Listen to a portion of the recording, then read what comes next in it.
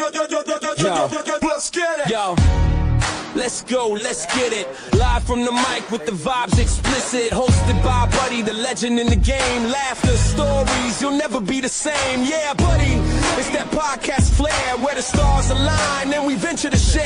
Yeah. Step into the studio, light shining bright. Buddy Rahming's got the crew and the vibes just right. From comedians to actors, models and more. Entertainment biz, we're ready to explore. Chilling with legends, having heart-to-heart chats. Discussing personal journeys, no tips or hacks. With laughs that echo and stories that amaze. Every episode's a treat, let the conversation blaze. Yeah, buddy, welcome to the show. Yes. What's going on, world? It's your man, Buddy Rahming, and we are back at it, y'all, with another episode of the Yeah Buddy podcast. And you know how we do, like every episode, I try to bring some of my friends in the entertainment business, whether a filmmaker, actor, comedian. We sit down, chop it up, see what we got going on in the entertainment business, talk about our stories, how we got involved into the business. So if this is your first time tuning in, man, thank you for tuning in. And if you're a returning friend, hey, y'all are ready for an action-packed episode. I'm very excited for this episode. We got a good friend of mine. I've been trying to get him on the podcast for a little while here now because he's making a lot of moves out of the Bay Area. He's one of the top rising actors coming up out of the Bay Area right now. He's been in movies like Freaky Tales.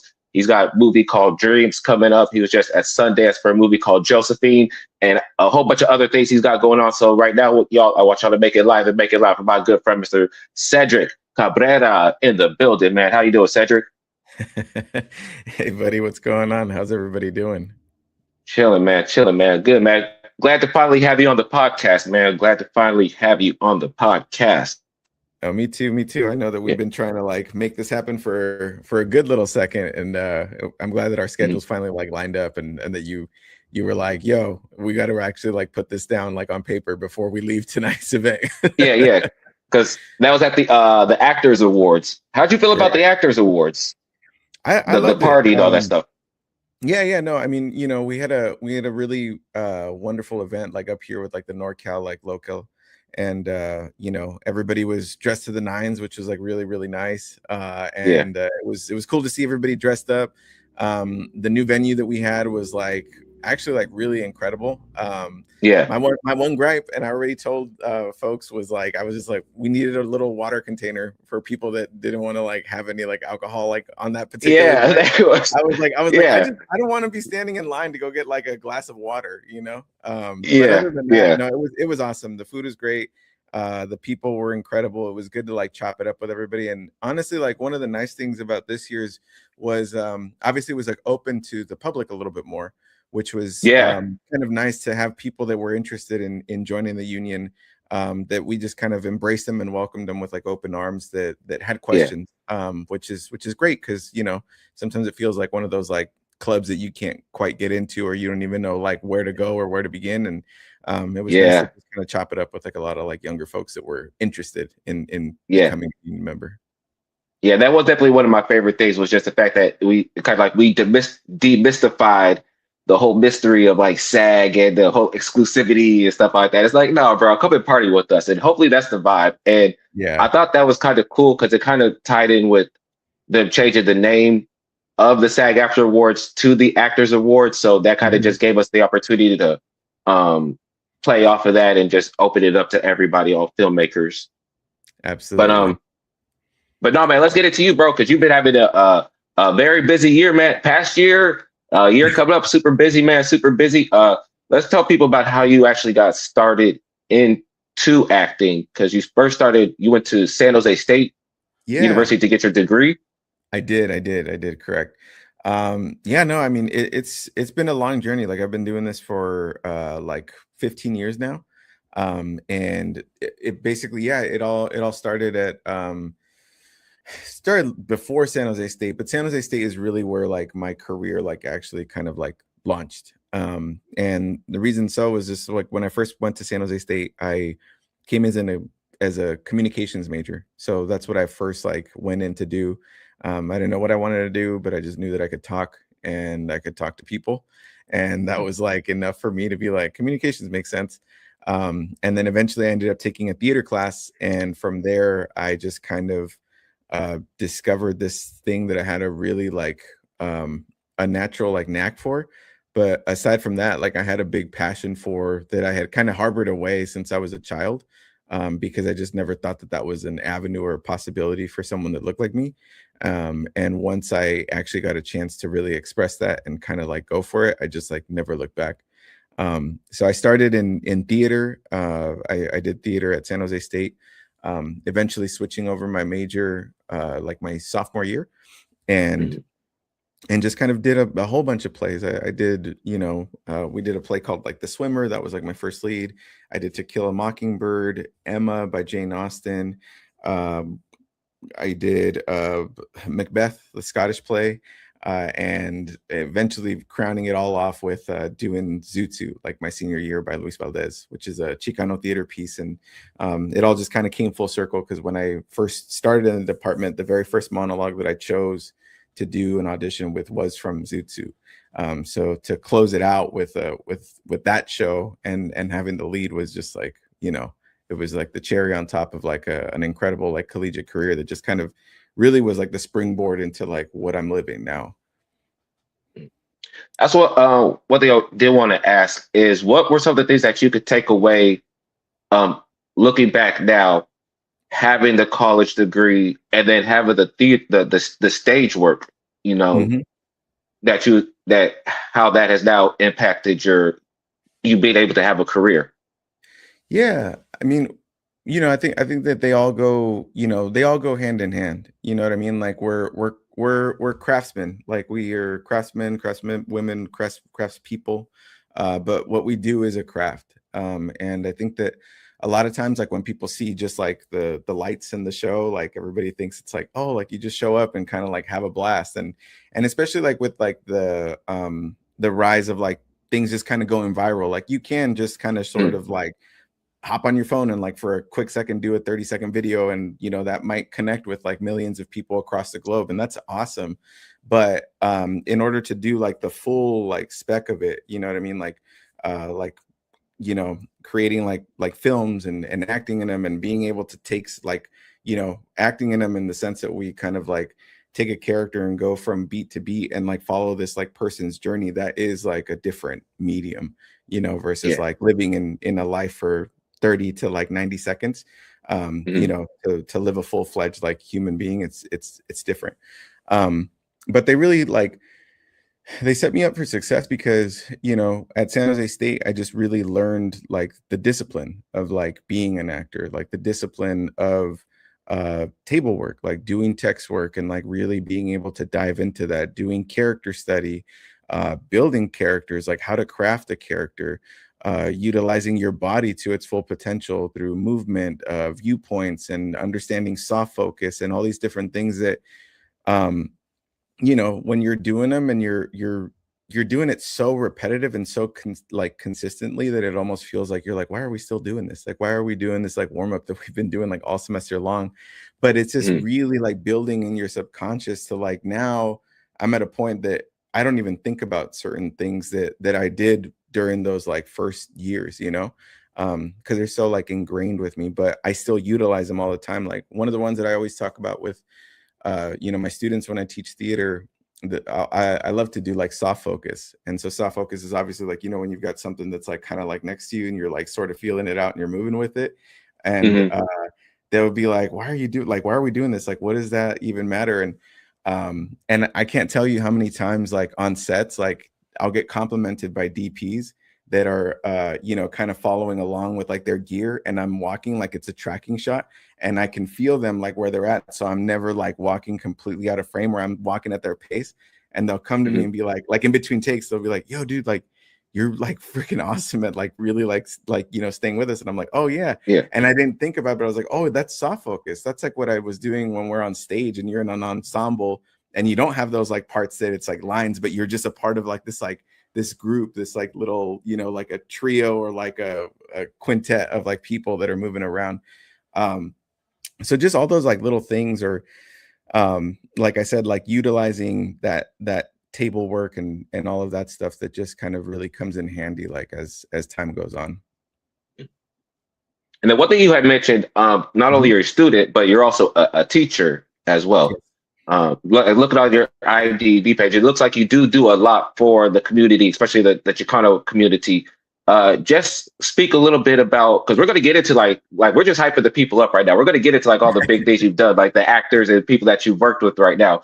But just like for right now, what does it mean to you to have all this success, but then also be in a position to where you could pay it forward and teach these next generation of actors, or even just like you say, like people from your culture and your community? I mean, like for me, it's just kind of like, I think I just when I was coming up, I was blessed with like really incredible, really incredible mentors that just instilled like these pillars in me that I just kind of always refer to. And like those pillars just kind of have always been about like connection, like through community, and serving like the grand scheme of like people that look like me and sound like me, to be represented in a positive way, or in a way that sparks a more human dialogue around complicated subjects, which,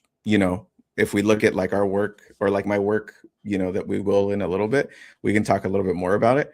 But I think that, it's always been important to me to send the elevator back down, as people like to say. I like to make sure that if I can, and I'm in a position that I can help people get stronger and better, and they're willing to listen and do it, then who am I to stop them?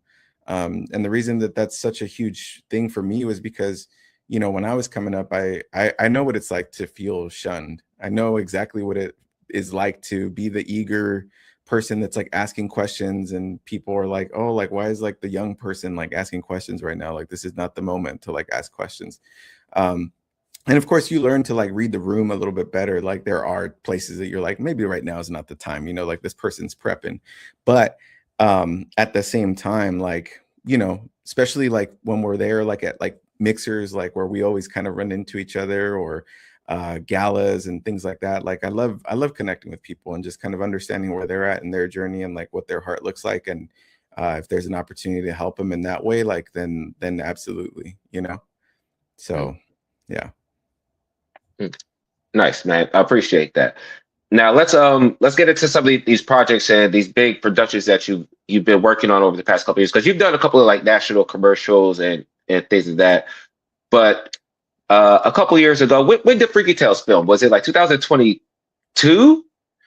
Yeah, we filmed Freaky Tales at the tail end of 2022. So yeah, I think if I remember correctly, when I was on set in like late October. Yeah. I was late October, and then like I had a month-long break, and then I came back in December just before they had their holiday break. So I did 3 days in October, and then I came back and finished out like one day in December. But yeah. So, but it was, I shot all my stuff in 2022, and I know that they got some more shots after the new year. They had a holiday break for Christmas and New Year's, and then they came back and I think had like maybe like 3 more weeks. I don't know, but something like that. Yeah. Yeah. So yeah, Freaky Tales movie filmed that 2022. I think I did stand-in work. I was too short stand-in on that one, and another actor stand-in on that one. But you played a principal role in that film. And people who don't know what Freaky Tales is, it's developed like this whole cult following ever since like it's come out, man, and stuff like that. It stars the hottest actor in Hollywood right now, Pedro Pascal, and you actually had an opportunity to you was a scene partner with them. You was a scene partner with them. So let's break down how, like, just the audition process. Like, I imagine your agent just sends you the email saying, "Hey, we have auditioned for this film character, Antonio." Man, no, you know what happened, dude? What happened was that, so, I always research like parts when they come through the bay. So like, as soon as I hear of a project, like I will go and I'll look into like everything about that project, like from the production company to the director to the writer to the producers, just to kind of understand like what the world is. And as soon as I did my homework on this one, I saw the name, I was like, huh, interesting name. And then I saw that it was Macro and Too Short was attached as a producer. I saw, all the other folks. And then, of course, Ryan Ryan Fleck and Anna Boden, who had directed Captain Marvel and Half Nelson and Mississippi Grind and a whole bunch of other incredible projects. So I knew, I was like, oh, this has got like a lot of legs. This has got a lot of legs underneath it. So I was proactive and I sent it to my people. I didn't wait for them to send it to me. I sent it to them and I was like, hey guys, like whatever you got to do, like, get me in that room. And I can book this role, like this role that's like up for grabs right now. Like I can book it. And so bless them so much. Like I love my team at MDT Agency Inc. Here in San Francisco, Rosie and Portia. And, they did what they had to do. And eventually they were like, hey, Sedrick, they want to see you. They want you to read for the part. And I was like, all right, great. So I got the self-tape, worked on it really hard. I had I think it was like a 4-day turnaround. I got it down in like a day and a half and, sent it off as quick as I could. And then that was it. And I just like let it be. I was just like, all right. Yeah. And didn't hear anything for a good minute, dude. Like a good minute. Like I was like, all right, I don't think I booked that. And then about like a week and a half later, they were like, hey, they you got a callback alert. Like they wanted a callback. And I was like, oh snap. So then my callback was like about a week after that. So it was like from the time that I auditioned to the callback, it was maybe like a month. Oh wow. So it was a long process. And of course, like when those are like really long, it's like, okay, like you also start to understand the scale of a project, When it's a quick turnaround, it's like you're like, okay, cool, like they're ready to go. It's but this is like they're doing a lot of prep work before we even set foot on set. And so anyways, I remember that it was on Zoom, the callback, and I was in the like Zoom waiting room, and it's like me and Chachi Delgado, who ended up also booking his role. But Chachi was one of the punks that is in the Gilman warehouse when they're all just like talking about like, what are we gonna do? Are we gonna hire the cops and like da da da? And then he's the one that says, we're talking about Nazis, Larry. Like that. Yeah. Yeah. And so anyways, Chachi was in the room with me, and then it was like, okay, cool. Like they told me, they're like, oh, they're ready to see you. And so I was like, okay, cool. Like, and of course, here we go. And we're running the scene that I had gotten before, which was, I think actually the scene that I auditioned with was the initial like gun moment outside of the video store with Pedro in the car. And so that was the scene that we had auditioned with. And so I did that. And for the callback, and they were just like, great, like that was awesome. And it was Ryan and Anna were on the call with Nina Henninger as well, who was the casting director here locally. So we were on this Zoom call, and Ryan and Anna were like, that was awesome. Can we give you an adjustment? And I was like, of course. So they gave me a little adjustment. And from there, they were just like, dope, this is awesome.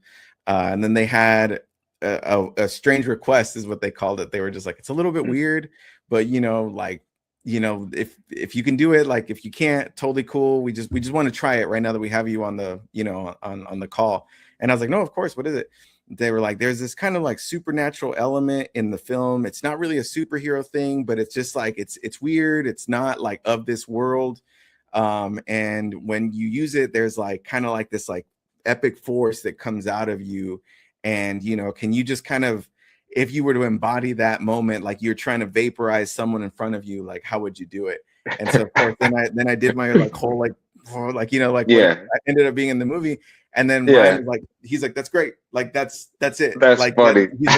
He's like, dude, do you want to do it? And I was like, what? He was like, yeah. Do you want to do the movie? Like, and I was just like, yeah, like I would love to. And he's like, all right, cool. Like, we'll send over some stuff like really shortly.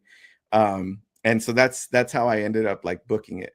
But I didn't realize just how big it was until, like I think my first day on set, it was like in a pre-production day, and they wanted to do costumes. So they wanted to do a costume fitting and everything. And so I went, they had rented out a vacant building in downtown Oakland. This is just after like COVID had kind of happened. So everything was like, remember, everything was vacant. Yeah. And so it was like down in that little business financial center of like Oakland near the 12th Street BART. And so I was like kind of went in, and it was like the production office was like massive. It was like 3 stories, like 3 stories tall. And every single floor had like people doing everything. It was like there was like a production team over here, there was a costumes team over here, there was like like all these like different folks. I must have met like 150 people like on that first day. Like it was like overwhelming. Like I was just like, they're like, oh, Sedrick, like come over here. Oh, and this is this is like the head of this department, this is the head of that department. They're like, hey, pleasure to meet you, like we're so excited. I was just like, oh, like yeah, for sure. Like you guys too, like You're like, I'm not gonna remember nobody's name. Yeah, no, for real, and so we went, and I ended up, trying on like the clothes, and we did like all the different looks that they wanted to try. They settled on the ones that they wanted, and then we were like, sick, all right, cool. And as I'm walking out, there's a person on the costume team that I had worked with previously on another project. And so then we just kind of like, we're chopping it up, being like, yo, and then she's like, Sedrick, I can't believe that you're like working on this project. Like, this is huge. Like last time we were working together, it was like a Google commercial. And I was like, yeah, like, I know, I'm like really excited. And I remember I like looked to my right, and they had like a wall, like how, I mean, I was used to at that point, like doing like, even if I was doing indie films, it was like an indie short or something. So sometimes they have like for the costume like lookbooks, they've got like a face or whatever. Even for commercials, they've got a face of like a famous person, and it's like in the vibe of this guy, you know what I mean? And in the vibe of, I don't know, like this character needs to feel like a Timothy Chalamet, this character needs to feel like a Michael B. Jordan, this feel like whatever that vibe is that they bring, that's usually what they're for. And so I saw it, and I was like, oh, cool. Like, so you guys are kind of going for like a Pedro Pascal type, huh? And then they were like, oh, no, like he's in it. And I was like, oh, and then like I looked, and it was like Pedro Pascal, like Jay Ellis, Normani, Dominique Thorne, Angus Cloud, like all, and I was like, are they all in it? And they were just like, oh yeah, like they're all gonna be in the movie. And I was just like, what the heck, dude, this is crazy. So that was like my first like welcome to Freaky Tales, like that's when I was like, oh, this is a big deal.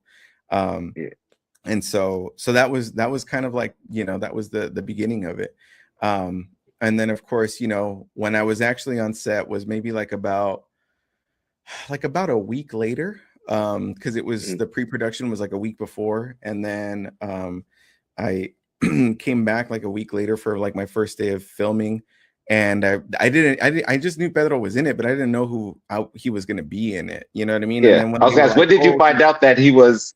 Yeah. So when did you find out that you was going to be his scene partner? Y'all was going to be in the scenes together. It was literally like in that pre-production, like that one, when I was there for the costumes, like, because I just knew that it was like the person I'm opposite is Clint, because I remember I had the sides from the audition. So I was like, oh, whoever I'm with is named Clint. And so when I saw Pedro's face, and then of course I saw his like character name Clint, I was like, oh man, okay, cool. And this is like, for everybody listening at home, like this is, keep in mind, like before it was like Pedro, like, this is right before, just before it became like Pedro Mania on the internet and stuff. Like I had loved his work previously from like, especially like, I really loved him as like Agent Peña and like Narcos. Like I thought he was like phenomenal in that. And, especially because like doing series work is like, it's hard to like maintain a character for so long and like still deliver a really like solid performance versus a movie. I'm like, I can buy in for like 2 hours, but this was like season after season of just very consistent work. So that was the impact that his work had on me. Like just kind of watching him, I always just really admired how he had a very grounded, like stoic energy that was like really like powerful, even though he might not have been saying all that much, and so anyways, I found out that's how I found out that it was Pedro. So when we got to like, the first day of principal photography, basically I was there for the very first day. And I just remember that I ended up hold on a second, sorry, I'm like got this like, it's all good. But I ended up like, I remember that I got this the notification that you know, we were going to be doing like the principal photography, and so I was just like, all right, cool, like this is it. And I my call was like at 5:30 in the morning or something like that, like a really, you know, one of those, no, not even 5:30, it was like 4:30, like one of those really, really early ones. And so I got there, and then we had like, you know, hair and makeup, and so they were just like, oh, Sedrick, like whenever you're ready, like hair and makeup is ready for you. And so I was like, all right, cool. And I remember I went up to the little trailer, and then as soon as I turned the corner, like going into in the door, like it was like Pedro Pascal was like sitting at the final chair.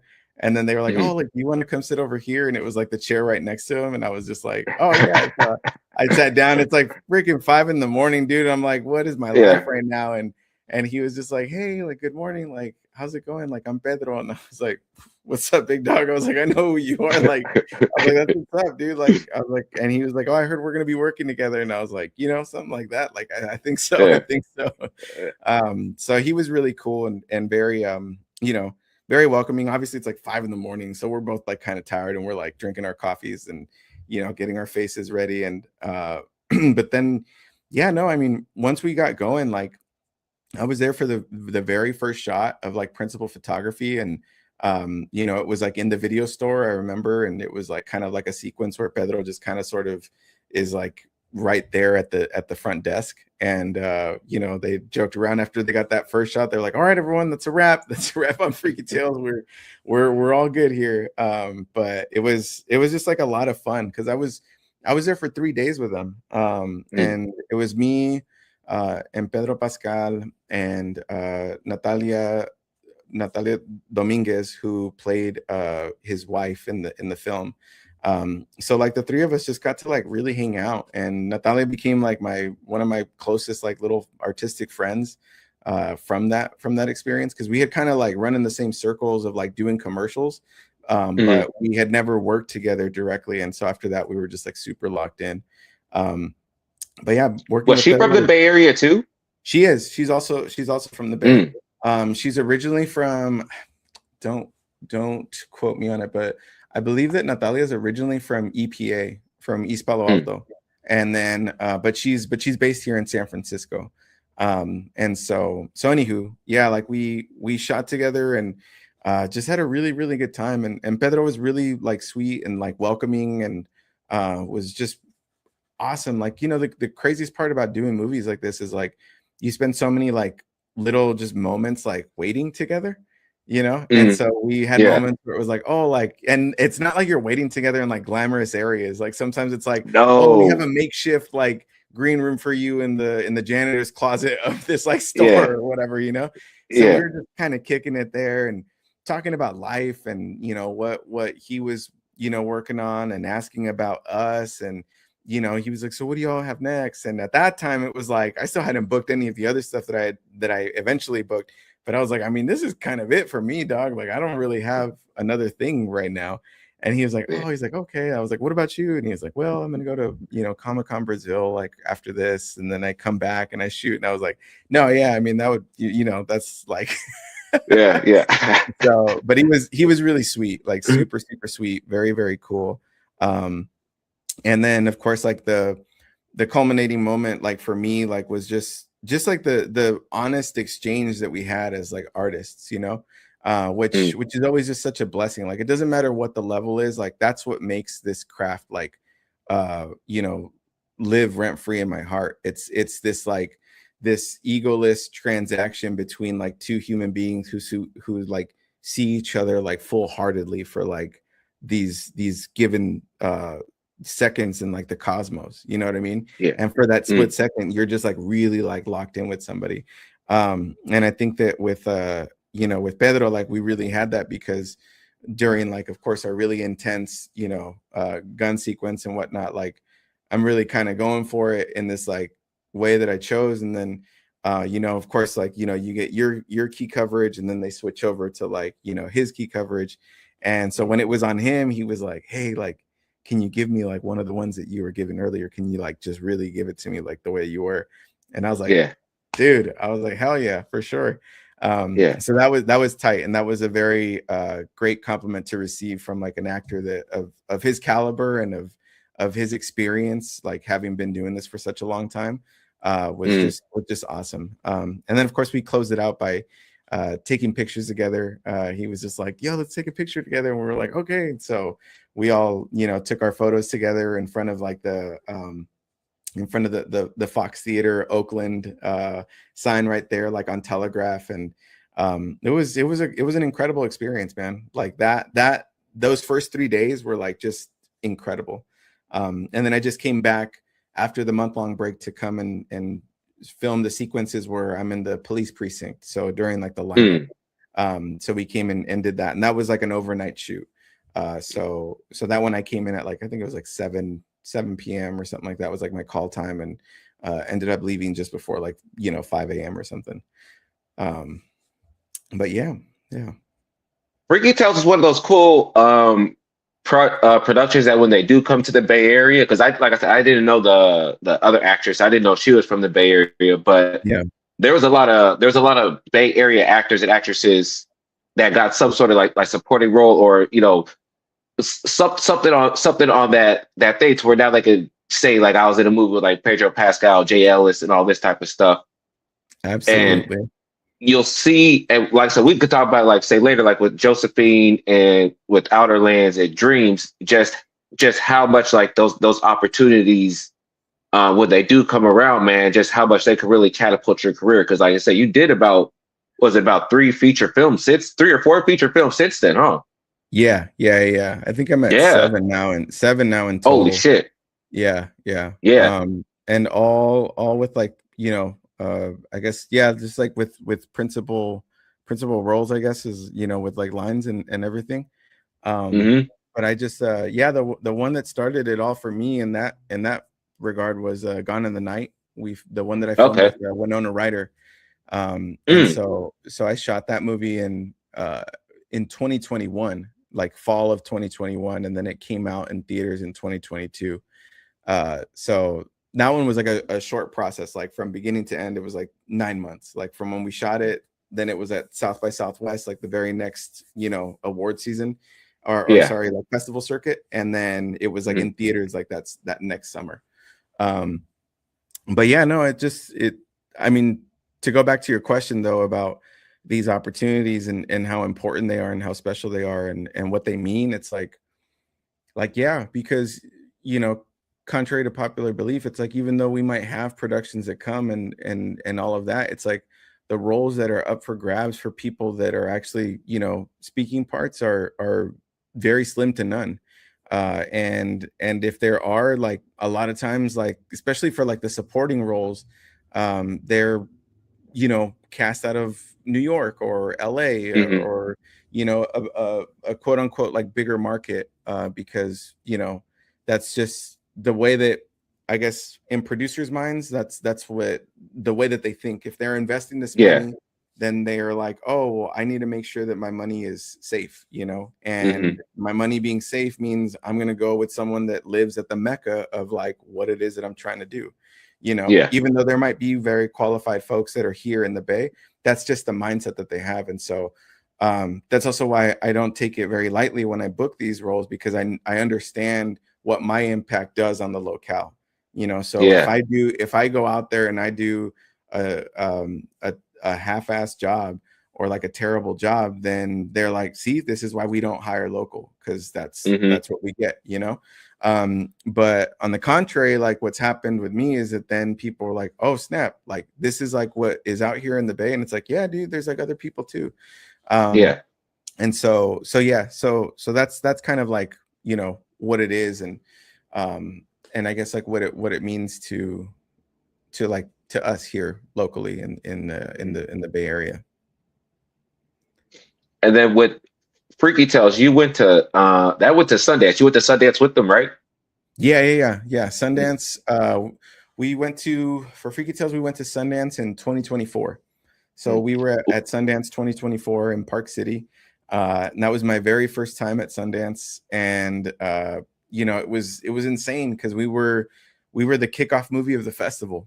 So we played the Eccles Theater Center on like Thursday night, and it's like a super, super anticipated film. By this point, like Pedro Mania is like literally like just like about to hit its like peak.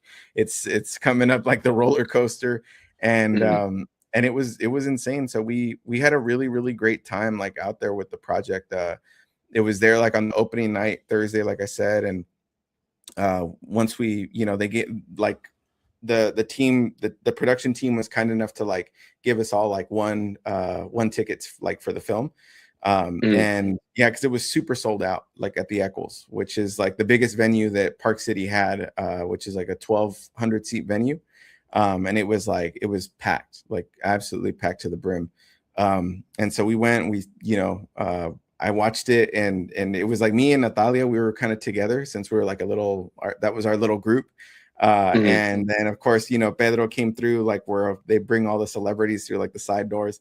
And then, she was like, oh, like Pedro, like, what's up? Like, da, da, da. And, I was excited too. And so, we all just kind of said hi. And then Pedro was like, hold on. Like, I'm going to come over there. I'm going to like, he was just kind of motioning. Cause it's a big, super big space. So he was like, I'll be over there in a little bit. And we were like, all right, cool. And so he came over, said hello, gave us a hug, was like, how are you all? Like, what are you working on? Like, how's everything going? And we were like, oh, dude, like, and then he was like, where are y'all sitting? And we're like, oh, we're just sitting here because this is where they told us or whatever. And we're like, what about you? And he was like, oh, they have me at the front, but like, I don't want to be at the front. And we're like, oh, okay. And then he was like, can I like sit with you guys? And then we were like, that's fucking hilarious. Yeah. We were like, yeah, dude, if you want, like, and we were like, but like that says it's like the producers of like Lionsgate or whatever. And then he was just like, oh, they can find somewhere else to sit. And then we were like, all right, cool. So then he brought his team over and they took over those seats. And then, so they sat down next to us. So when I watched Freaky Tales, I like literally had Natalia to my right, and then Pedro was sitting at my left. And that's like that was my first watch of Freaky Tales. And it was nuts. That's how it should have been. Yeah, it was nuts, dude. It was so incredible. And such a fun, like, it was just, it is a fun film. It's just such a fun film to watch. And so seeing it with the audience was like, it was the best. And we had a really, really good time with it. And yeah, like afterwards we had like an after party, of course. And that was like, again, like, it was like Pedro, like, we had worked together at least enough that, and I don't really like, it kind of, I don't super get starstruck like with people, but still like, it's like, you can recognize and appreciate like the presence of like the artistry that you're in front of, you know what I mean? Yeah. And so because, and the reason I say this, because I always want to be like, oh, I want to be able to work with this colleague instead of being like, I'm like here the whole time, you know what I mean? And so Pedro was like super cool, but then we go to this after party, and then that was where it was just like everybody, because that was my first Sundance. So it was like every celebrity like that was at Sundance that year was like at that after party. And it was just like, you look one way, you're like, is that so-and-so? Is that so-and-so? And like, it was just nuts, and then, we're like at this after party. And then all of a sudden, like 5 feet away from me is like, Too Short. And he turns around and he sees me and I see him. And then I was just like, I just kind of point. And then he goes, hey, Mustache, you did your thing, Mustache. And I was like, thank you, Mr. Short. Like, I really appreciate it, sir. Like, he's like, yeah. And then it was just kind of like, he was like, this is where the conversation ends, like, and I was just like, no, for sure. I was just, I don't know. I thought we were going to kick it. And it was hella funny because he was in there like smoking a blunt, and they were like, oh, you can't smoke in here. And they were like, dude, it's Too Short. Like, what? Like, he's going to smoke in here. Like, so that was just really, really funny. And then, of course, we got to hang out with like the directors and the producers, and I got to thank all the production team and all of them, and then afterwards, like as we're about to like leave, like then Jay Ellis I hadn't met Jay Ellis yet, and he was leaving, so there was like this like really popular song, I can't even remember, but it was like really like it was everywhere during that time, and so he was kind of dancing out like this, like as he's like walking out of the venue. And then he saw me like from across the room, and he was like, and we're like talking like 30 feet away. And he was just like, yo. And then he was like, came over. And then I was like, hey, like Jay. And he was like, dude, I just wanted to come over and just like, man, I just want to say what's up. Like, also like, you were like phenomenal. where have you been? Like, we've been waiting for a dude like you. And I was just like, hey, Jay, like, I mean, I'm right here, dude. Like, I'm here. Yeah. And he was I'm just here. like, oh, man. He was like, I was like, man, I need to give that guy his flowers, you know, because you really did that. And I was like, oh, thank you, man. And so that was basically it. And then the rest of Sundance was just incredible. Like, it's just like event after event. And the coolest part is that, you know, it's just like the mecca of like people that are doing this at the highest level. So like everybody there is like looking to collaborate. Everyone there is like super welcoming and friendly. And, you know, it was just dope. And you get to like meet a bunch of people, like some of the best like creative relationships that I have currently. Like I met at Sundance at that very first one, you know? And so it's just like, it was an incredible experience, and something that I highly encourage a lot of people when they're like thinking about going to Sundance. I'm like, go. Like, for me, music is not like my big thing. Like, you know how people like save up for like music festivals, like where they're just like, oh yeah, like I'm gonna go to you know, Coachella or Outside Lands, or I'm gonna go to EDC, whatever. Like, I just never, I was like, wow, you're gonna pay like $1,200 to go, like, you know, stand in a crowd for 3 days. And then but doing like Sundance, I was like, oh, this is my thing. This is something that even if I didn't have a project, like I would still be down to go and just hang out, because it's so much fun, you know. And yeah, like that, like I said, that first one was like, it was nuts. It was just an incredible experience. And you know, like by the third day, like I, you know, because of Freaky Tales, like when I was walking down Main Street, I would get stopped like all the time. Like every other block, I would get stopped. Like, and people, they were just like, oh, like, hey, like I just wanted to come over and say hi, because, you know, we just saw Freaky Tales and you were incredible. And like, I was like, oh, dude, thank you. And, you know, I had my first group of like people that were like, they gave me their flowers. It was like a group of like teenage kids. They're like these little white kids that were like probably like in between like 16 and 17, you know. And they were just like, they saw me at a coffee shop, and then they came back and they were like, dude, you were like so awesome, and we like love Freaky Tales, and you know. And I was like, oh dude, like that's awesome. And then they like left, and then they came back and they were like, could we get a picture with you? And I was like, yeah, like of course. Yeah, for sure. Yeah. So it was just cool, man. Like people really resonated with it. And it was an incredible like first experience of like Sundance.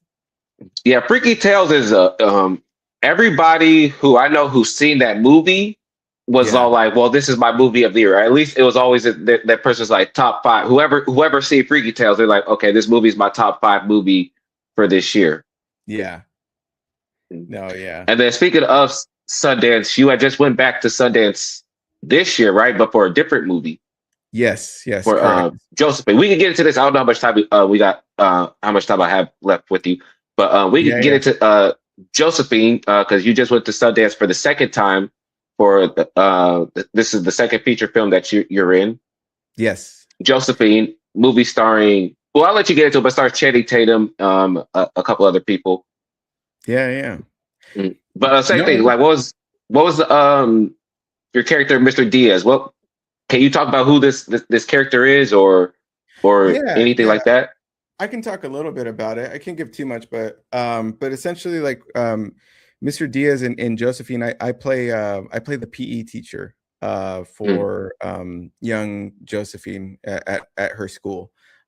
So I have a little bit more, like, compared to like Freaky Tales, like this is more like a cameo. So it's like a scene, but it's still like, you know, like going to go see Josephine at Sundance. Like we got the notification from the production team that they were like, hey, we got into Sundance. And of course, you know, set up my logistics to make it happen, and off we went. And I got to, you know, go and experience it. And of course, you know, this one felt more like you know, like where it was a very modestly budgeted like indie film, you know. And even though like Gemma Chan and Channing Tatum were like involved, and they're also like executive producers on the project, I didn't know what to expect. I didn't know what it was going to be like, especially because I only had my one brief cameo. So all I knew was like, I have this scene, you know, like this sequence. But I didn't know I guess like the overall arc just yet. But yeah, it centers around an 8-year-old girl who witnesses a very traumatic experience in a public park, and the parents having to deal with the aftermath of that. And so I think I didn't know how it was going to be received. I think that a lot of us were like, we're not sure how it's going to be received, but it was just like so beautifully done that that was the greatest surprise of like you know, me especially, like at Sundance, was just like how human like and beautifully done this like film was.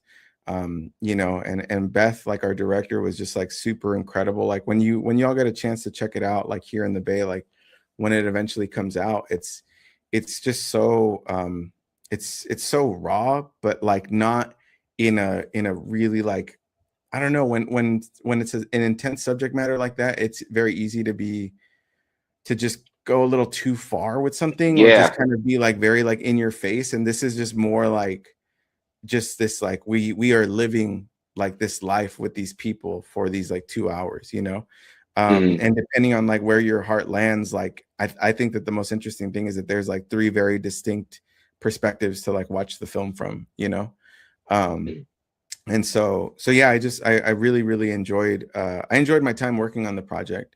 But like, of course, like seeing it and being able to be there and bear witness to like the opening and see Beth get her flowers, you know, from the public, and that massive standing ovation that we had, and to play the Eccles Theater Center like once again with a film was like, for me, it was incredible.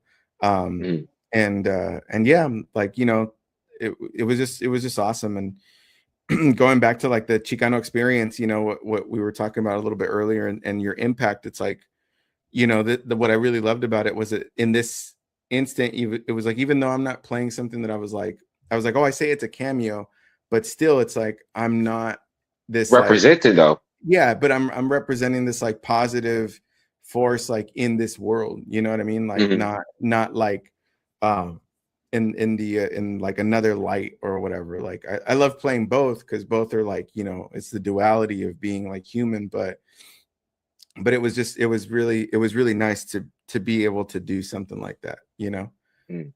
And so yeah, but yeah, and then of course, you know, especially with like the times like where we were, especially like during that time, it's like, you know, with like all the ICE protests and everything like that, and I had just come back from going to Mexico to go visit my family during like the winter break. I had gone out there for like a quinceañera, and one of my aunts had gifted me like a gavan, which is like, everybody out here calls them like ponchos, you know, like Yeah. Like really like they had a Secret Santa thing, and they put me in it.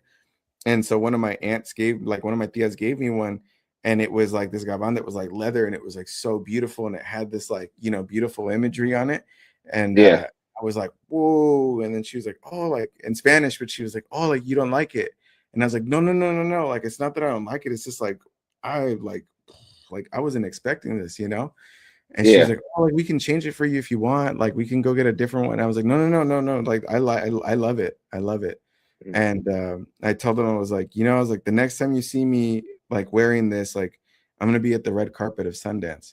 And then they were like, oh, like wait, like what's that? And I was like, you're like, no, like it's a whole thing. And so I kept my promise. So I wore my gavan for like the premiere of Josephine. And I had begged the production team. I was like, listen, guys, like I need to go walk that red carpet. Because when we went with Freaky Tales, we were still super unknown. So when we tried to walk the red carpet, they were like that's for this, like the people in the movie. And we're all like, we are in the movie. And it's a big cast, like obviously. But they were like, yeah, but like, it's like, okay, like, why don't you guys wait over here? And they made us like wait off to the side. And then we're like, we'll be right back. And then they did that thing where they never come back. So, you know, this time I was like, I'm not falling for that. But also like, the production team was like, oh, Sedrick, we talked to the Sundance crew, and like, you're good. Like you're on the list. Like, so you should be like all set to go. And so I didn't have any trouble thanks to them. Like I went up and of course, you know, gave them my name, and then they had my name and picture, and they were like, oh yeah, like come on through to the red carpet. So as soon as I hit the red carpet with my gavan, like it was just like, especially because of the times, like I said, like it was just like, like everybody was like trying to take a picture, and they were like, Sedrick, over here, Mr. Sedrick, like over here. And so it was really, really cool to do that and to be able to represent in that way. You know, because we even had like one of the interviewers that was out there that spoke Spanish. She was like, oh, it's kind of a trip because there's like almost like never any, like, you know, there's almost never any Chicanos that are at these things, you know what I mean? Like, especially like when they're like in front of the camera, like not like a DP or part of the crew. Like, she's like, that's crazy, you know? And and so again, it's something that I don't take very lightly as far as like my impact on being in these projects. Awesome, man. Where do you see yourself going? I don't know how much time you or how much time we have left and stuff like that. I know I have you on here for a while. Dreams, can you just plug Dreams? Because I know Dreams is coming out soon. Well, it's coming up, will be with this airs, it'll be out this month. So if you want to, we could just do a little quick shameless plug for the rest of the things you got going on. That we could kind of No, it's all good. Dreams actually just dropped in theaters last Friday. So it dropped in theaters last Friday. But this Friday, as in tomorrow, well, when we air this, it's going to be like long past. But but we are having a special screening at the Roxy in San Francisco with Michel Franco, the director, and there's going to be a Q&A afterwards, and we're really excited about it. But I'm excited because I still haven't seen Dreams. I still haven't got a chance to see the whole thing. But that one, same thing, like getting involved with it was just kind of like, it was a trip, you know, to like do it. Because we had like it was just a long process. Like I remember when the audition came out, same thing. It was like a big deal. And I sent it to my people. I was like, hey, like give me an audition if you can. And then they did. And I sent in a tape, and then it was like, you know, received. I sent it in like on a Tuesday. And then this was during the strikes. So I sent it in like on a Tuesday. And then like Thursday, we announced we were going on strike. And then like Friday, my team was like, hey, Michel, the director, really wants to meet you for dinner. And I was like, oh, for dinner. That's what's up. Yeah. But I was like, we can't. We're on a strike. And they were like, dude, like the director. And Michel Franco is like in the world of like international cinema. Like he is that dude. Like he plays Venice, he plays Berlinale, he plays Cannes, he plays like every major like film festival, like he plays those. And so they were like, he wants to meet you for dinner. And I was like, I can't. We just announced a strike. Like I can't do it.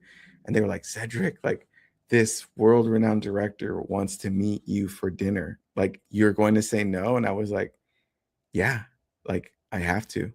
Because you know, I've only been in the union for like a year and a half at this point, and it doesn't feel right in my heart. Even if it's a dinner, like it just feels like it's not the right time for it. And I was like, well, we have to wait for like all the waivers, because I was at all the meetings. So I was like, we have like there is a ethical way to do it, but they have to go through the waivers and agree to the new terms. And once they do that, then we're like good to go. And they were like, so what do you want me to tell him? And I was like, we'll just tell him that I'll meet him for dinner, like after they clear. And they were like, okay. And so that's what I did. And I was just like, damn, like, and I was all nervous because I was like, oh, but I told them, I was like, you know, I was like, if it's meant to be, like, it will be. And if not, like I told my team, I was like, and if it's not like right now, at least like we are on his radar. Like whatever I did that made him want to have dinner with me, it's enough that we are on his radar, like for a future project. And they were like, okay. And so they, you know, told him like, oh, he's not going to meet you for dinner until these things clear or whatever. And so I called the SAG office and I was like, hey, has this like thing come through? Like, have they submitted? And they were like, oh yeah, they did submit, but it's still processing. So we'll keep you updated, like when it's, you know, when it finally goes through. And so I monitored it for like, you know, like it was like a whole week and then 2 weeks. And then like at 2.5 weeks, finally, I get a call from like the SAG-AFTRA NorCal office. And they were like, Sedrick, like, you're all clear. Like Dreams is like it's a greenlit production. Like they've agreed to the terms. Like they got approved through like all the paperwork. So you're good if you want to meet with them. And so then I immediately texted my people and I was like, hey, like if he still wants to meet, like, like I can go now. And they were like, oh, he says he wants to do lunch like tomorrow. And I was like, great.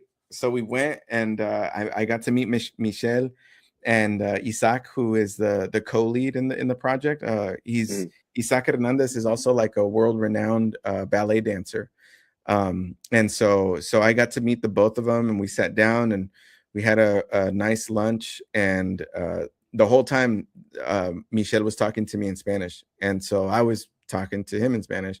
And then I realized very quickly, I was like, oh, this is a test, because we just kind of kept going. And then when we got to the end of the lunch, it was like, we were there for like 45 minutes, like an hour or so.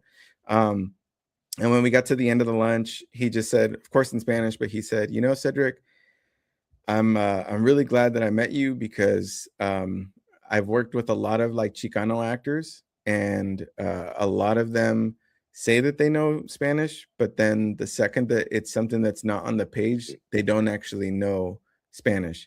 And if you have seen any of my work, and of course, again, doing my research, I had watched his movies, and I was like, oh yeah, I was like, and he's like, yeah, I like to do really like long tracking shots. So like, just like I like to like live in the moment, and I don't like to cut or manipulate where I'm like, oh, now I'm on his face, now I'm on her face, now I'm telling the audience to look over here. I just go really wide and I let the moment breathe in like what it is, like the truth of it.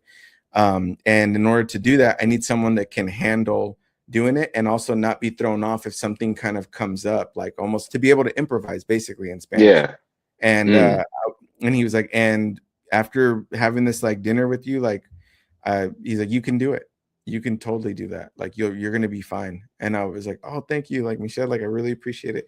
And then he was like, I originally had you read for like the bartender, but he's like, I'll be real with you. There's a very strong possibility that ends up on the cutting floor, because it's not crucial to the story.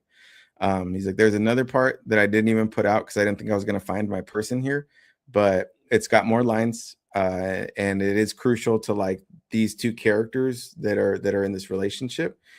So if you want that, then I'll give you that one. Like you can have that other part. And I was like, yeah, dude, like let's do it. Like let's do the bigger one. I'll take more lines. Yeah. Okay. Yeah. And he was just like, he's like, all right, cool. He's like, yeah. So then our people will be in contact with you, and then we go into production in a couple weeks, and yada yada yada. And he was like, oh, and just be ready, because he's like, the actress you're going to be in the scene with, she's really good. She's really good, which means she's like really on top of her stuff. So you're going to have to bring your A game. And I was like, oh, and then he kind of looked at Isaac like, right. And then he's like, oh yeah, no, she's phenomenal. And I was like, all right, cool. So again, I didn't know who I was going to be working with. And then lo and behold, we get to like the production day, and then the AD's kind of bringing over the extras, and I'm just kind of sort of hanging out in the general area where they are. And then AD's like, hey, so in a moment, I'm going to be bringing over our number one, just so you all know, and you don't freak out. Our number one today is Jessica Chastain. And I was just like, what? I was like, what? Jessica Chastain's like our number one. I was like, dang, okay. And so then they were like, oh, Sedrick, like they want to do a rehearsal with just you, Jessica, and Isaac of the scene.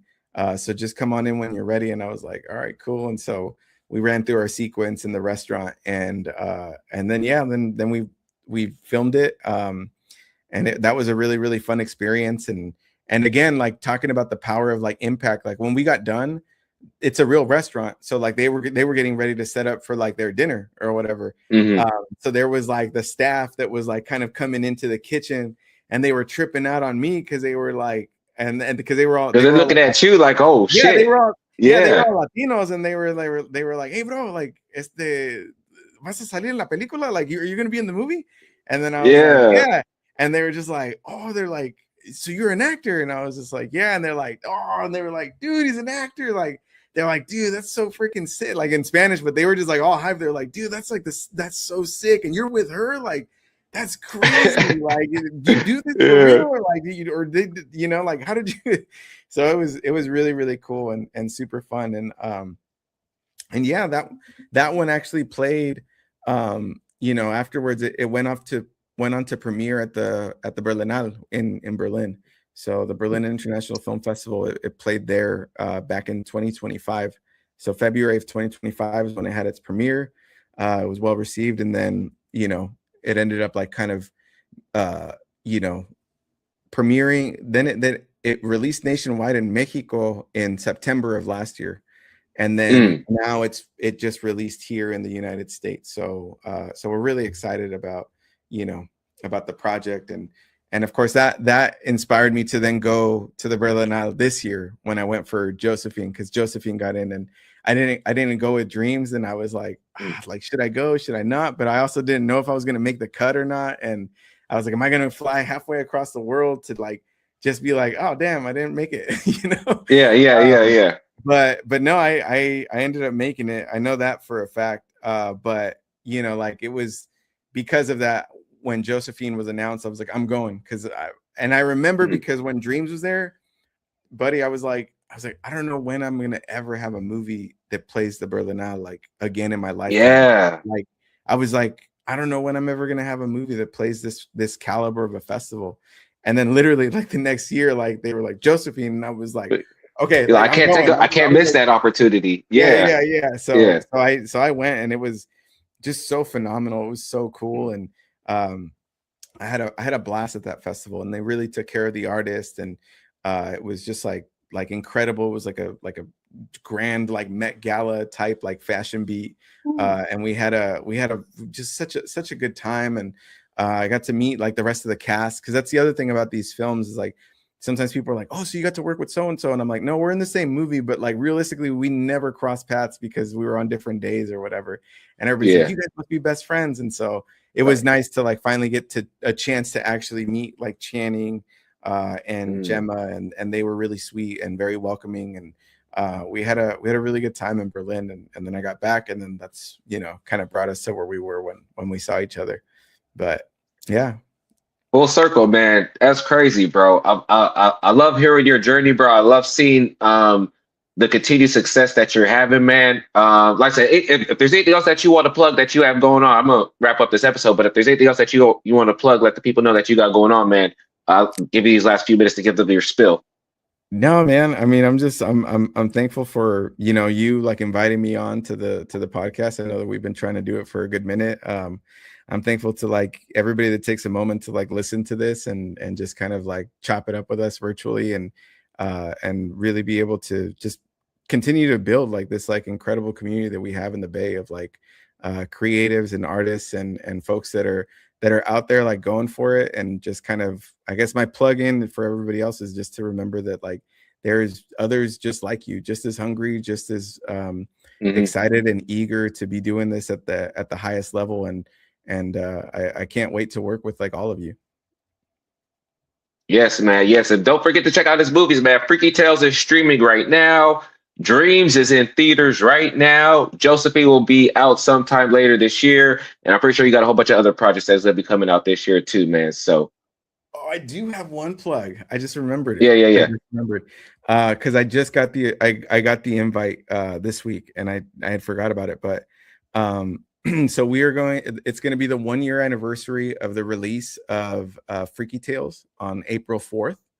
And we are going to be having a special screening in honor of that at the La Peña Cultural Arts Center in Berkeley, which is also referenced in the film. So keep an eye out for some flyers like on my social media page, sedrickcabrera.mov. And we will definitely be there. I know that Ryan Fleck, one of the co-directors, is going to be in attendance. I will also be in attendance. And then I think a few other cast members are still pending, but we will be there. And I just love watching that movie with like people that love it. And so please come join us and bring your friends if they haven't seen it, because the best way to watch it is like with a crowd. Yeah, especially with somebody who's never seen it before. That's always the best thing. When you see Freaky Tales and you watch it with somebody who hasn't seen it, you just be sitting. Sometimes you just sit back and you watch their facial reactions the whole time. Yeah, right on, buddy. The show. No, yeah, man. Like I said, I appreciate you, Sedrick, bro. Y'all can follow Sedrick. He has his social media handle there. You can follow me, Yeah Buddy ENT. You can follow the Yeah Buddy podcast at www.yeahbuddyent.com or wherever you listen to your podcast. Like I said, hey y'all, if this is your first time tuning in, man, this was a great episode to get introduced to the Yeah Buddy podcast. If you're a returning friend, man, I know y'all had a blast listening to this episode. I'm gonna catch y'all the next episode, y'all. My name is Buddy. Peace.